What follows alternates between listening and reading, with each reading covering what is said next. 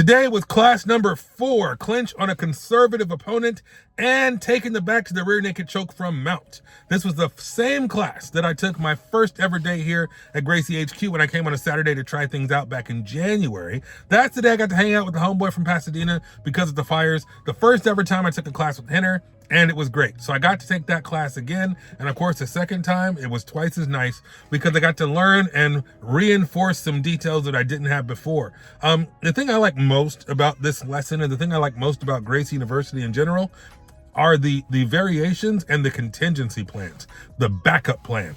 For example, if they go to the weak side and your arm is trapped, they have an answer for that. If you can't get your arm all the way around and you can't lock it in on the bicep or whatever, they have an answer for that. So I always like having a backup plan. Remember the A-team when Hannibal would say, I love it when a plan comes together. Sometimes the plan doesn't come together. And when it doesn't come together, you got to have a backup plan.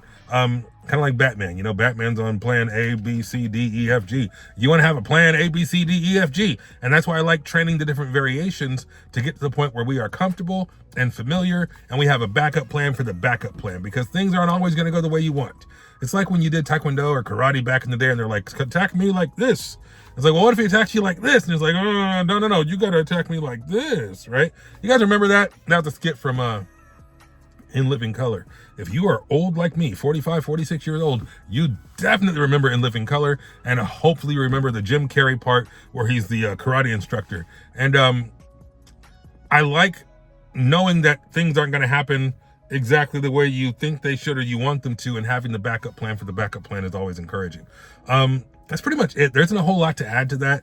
I appreciated the detail this time when taking the back, of course, the windshield wiper with the leg, getting the hooks in. I really like putting the pressure, the weight on your hands. Number one, it saves my training partner, but number two, it makes my upper body light enough that I can get in position to get my seatbelt in and get my hooks in. So I always kind of worry about putting too much weight on the guy. I remember I worried about that with Dave last time.